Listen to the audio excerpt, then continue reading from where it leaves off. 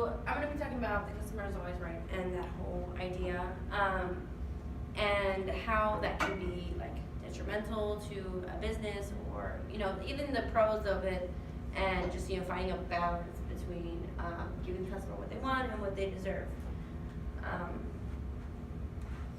So the problem that we have is that when you give the customer exactly what they want all the time, they can start to take advantage of you. They can start, ruining your business little by little, and it's more than you can think. And then, so the pros of sticking with the customer is always right. You keep all your current customers. You keep them happy, you keep them coming. You just serve them the way you have, and keep doing what you're doing. Good customers will appreciate the care that you put into your business, so the good customers will stay. The good customers will actually appreciate what you're doing, appreciate when you admit that you're wrong, as an employee or a manager, and just continue to come and be that good customer. And then, you get that word of mouth marketing. Everybody knows that Burger King, you can have it your way. Well, at your business, it could be, they're so nice, they're so kind, Chick-fil-A. Everybody loves Chick-fil-A because they're so nice, my pleasure, have a great day, and just having that type of word of mouth marketing and reputation. So the cons to sticking with the customer is always right. You kind of become a puppet.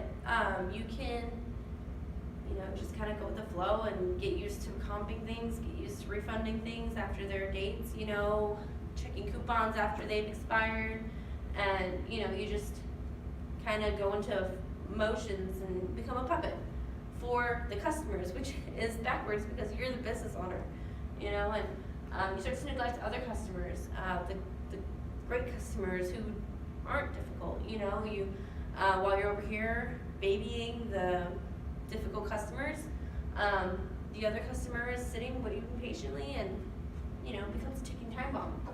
And then employees feel undervalued.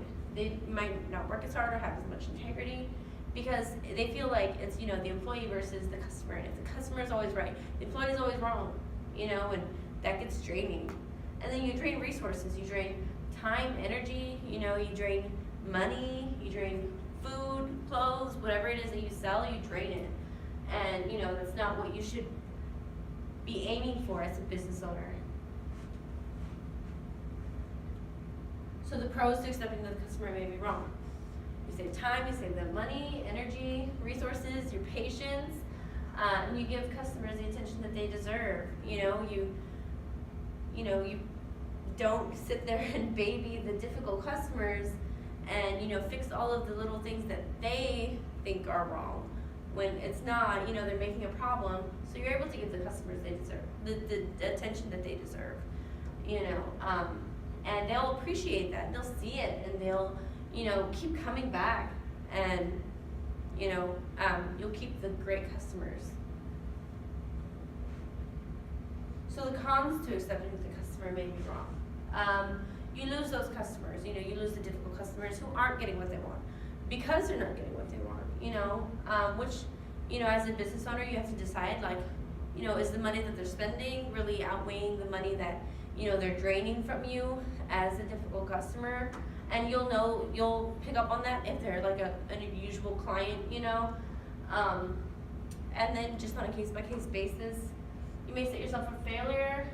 A manager may be like, the customer's not always right, okay, they're wrong, and just take advantage of that. And employees can do that too, and just lie and be like, oh no, I did do that, when they really didn't, and make it up to be the customer's fault, when in reality it's the employee's fault. And that's when you have to just be a good judge of character, hire the right people, hire people you trust, that you can get backlash and negative reviews and a reputation. Honestly, I don't think that's too huge of a deal. If you're doing what you need to be doing as a business owner, and management and employees, the reviews should be, for the majority, positive. And the negative reviews shouldn't outweigh that if it's only the difficult customers that have negative reviews. There's not a majority of difficult customers. These are, just they're just not your average customer. So the solution, just go case by case. Don't assume anyone is wrong, and hire employees that you can trust. When you assume everyone's wrong, you're gonna, have all those bad reviews because you'll run your business badly. You take it case by case. Consider everything. Consider, the employee's point of view. Consider, what your customer is telling you, and of course, you have to be professional and everything else. Just like you would be if the customer was always right, and just kind of weigh your pros and cons, like individually, case by case. But I think ultimately, like, the most important thing is to hire employees you trust, hire managers that you trust, and keep that morale up, and side with your employees sometimes, because they need that, and they'll work harder and better when you do. And it was an interesting topic to look at, and I learned a lot of perspectives that I didn't see before.